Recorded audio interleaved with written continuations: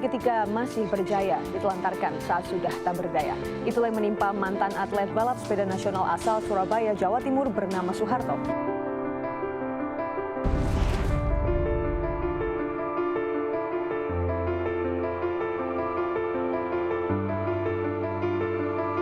Mudah-mudahan atlet-atlet yang tidak mengalami seperti saya, itu pemerintah bisa memperhatikan benar-benar nasib mereka untuk ke depan.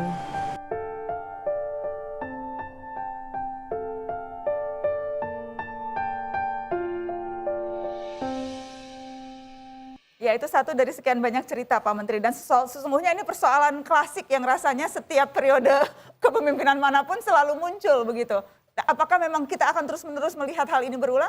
Iya, karena kita belum menempatkan olahraga itu sebagai kebutuhan utama untuk pembangunan sumber daya manusia kita. Kita sangat punya ekspektasi yang kuat, yang besar terhadap prestasi olahraga.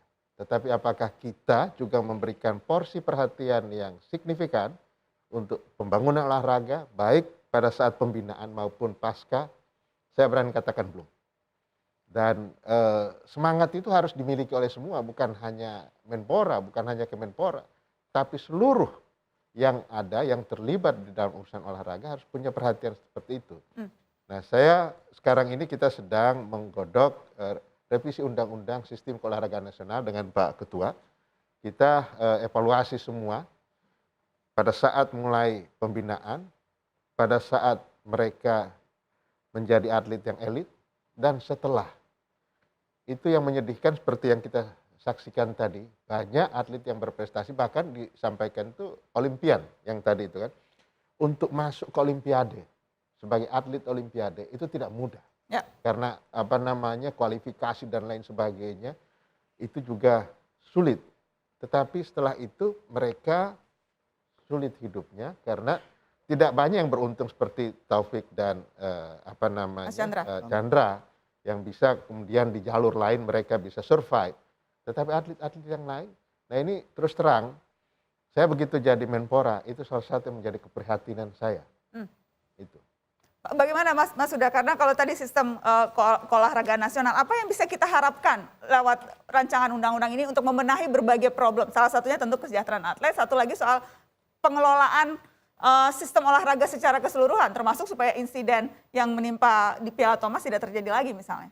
Di level kebijakan memang kita belum sempurna menyangkut soal dunia olahraga kita. Nah, dalam revisi Undang-Undang SKN, Sistem Olahraga Nasional ini, syukur alhamdulillah kita sudah ada komitmen kuat dengan Pak Menteri terkait dengan isu kesejahteraan atlet ini. Kang Taufik, Mas Chandra, perlu saya sampaikan ada progres yang luar biasa.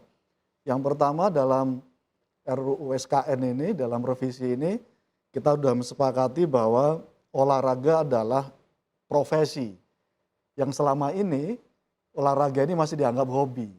Ketika sudah pada level profesi, artinya dia boleh mendapatkan jaminan sosial dan jaminan-jaminan yang lain. Itu yang pertama. Yang kedua jadi akan ada pensiunnya? Persis. Yang tadi akan saya sampaikan ini. Yang kedua adalah isu terkait dengan kesejahteraan atlet ini kita pastikan, dan klaster ini sudah kita bahas dan setuju dengan pihak pemerintah, ada jaminan sosial dan ada apa yang kita sebut dengan penghargaan. Di saat pembinaan kita akan lakukan beasiswa kepada seluruh atlet, sekolahnya, hidupnya dan seterusnya. Sampai pada jaminan sosial, pensiun. Dalam draft RUU SKN yang sedang kita bahas, kita rencanakan untuk supaya seluruh atlet mendapatkan pensiun, terutama bagi yang profesional maupun yang amatir. Dan yang terakhir Mbak Nana, kami terus mendorong, kita minta supaya dalam revisi Undang-Undang SKN ini memastikan anggaran olahraga 2% dari APBN kita. Kalau ini terjadi artinya akan ada perubahan, Kang Taufik, Mas Chandra, ada lompatan perubahan apa yang diharapkan oleh seluruh atlet kita. Ada harapan Mas Taufik? Atau tunggu dulu bagaimana? Harapannya tadi yang seperti dibilang itu gitu kan. Maksudnya makanya saya bilang tadi dipertegas lagi, yang seperti saya ini nggak banyak gitu loh. Dan saya patut bersyukur. Tapi kadang saya memikirkan teman-teman yang lain, apalagi tadi kan di layar tadi ada yang memang olimpian gitu loh. Saya ini sebagai olimpian gitu loh. Maksudnya bersyukur, nah mereka ini kan tadinya kan untuk bangsa gitu kan. Bangsa, makanya balik lagi ke yang tadi gitu kan, apalagi dengan kejadian kemarin di Piala Thomas Cup, makin banyak orang mau jadi atlet itu miris gitu loh. Jadi sangat disayangkan gitu.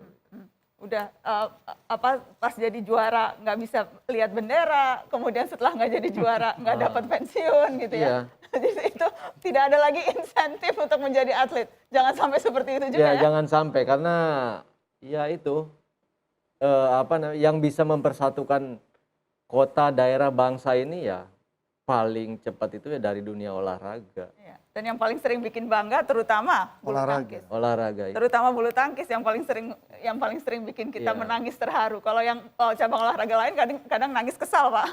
Kalau bulu tangkis kita masih sering nangis karena terharu. Setelah pariwara kita akan kembali, tetap di Mata Najwa.